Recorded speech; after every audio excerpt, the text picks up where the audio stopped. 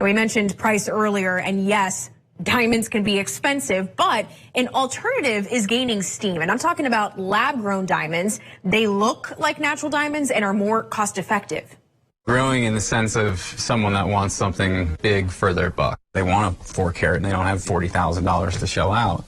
Paul Zimnisky is an independent diamond industry analyst who specializes in global diamond supply and demand, the man we need to talk to. Thank you for joining us on The Why. And off the top, I want to ask you, how rare are diamonds today?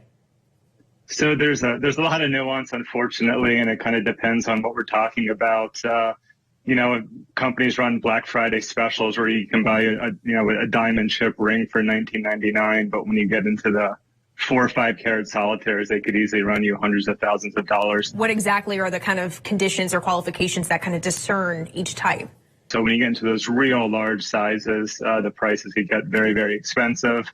If we're talking about like a standard 1 carat solitaire engagement ring, that's going to probably set you back about $6,000.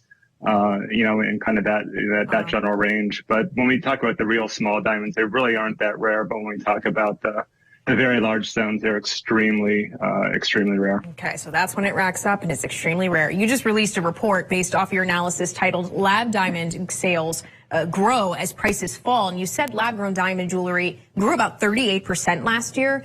Do you think the supply of lab-grown diamonds will keep up with this growing demand? Or in other words, how quick is it to forge a diamond above the ground? Right. So so that segment's growing quickly. It's kind of starting from a very low base. 6-7 years ago, there really wasn't much of a market at all. So it's growing quickly from a low base. That said, lab diamonds are a manufactured product. Natural diamonds are a non-renewable natural resource. So there's fundamentally, a different supply. You're saying it's rapidly growing. Why are they growing in popularity? The cost? I think it's mostly the cost. Okay. The price differential is just so different. And again, it's kind of bringing in this new customer base that maybe otherwise wouldn't be able to afford a natural diamond. They can now afford a lab diamond, and there's millions and millions of consumers that would like to own a diamond that maybe can't afford a natural diamond. Right. When you say 90%, that's significant. That's not a little 20% off. In that same report, you provided this graphic that we want to pull up, showing the price of lab-grown diamonds decreasing while natural diamonds have maintained a similar price point. Can you expand on why that is? I know we talked about lab diamonds already, but that natural aspect.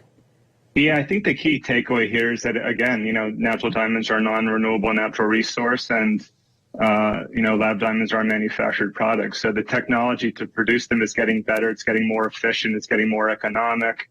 There's a lot more capacity coming online, and the supply is getting more competitive, and that's pressuring prices of lab diamonds, whereas with natural diamonds, they're kind of they're limited in nature, and the supply there's kind of a ceiling on the supply because of that. Paul Zimnisky, independent diamond industry analyst. Thank you so much for joining us on The Why. My pleasure.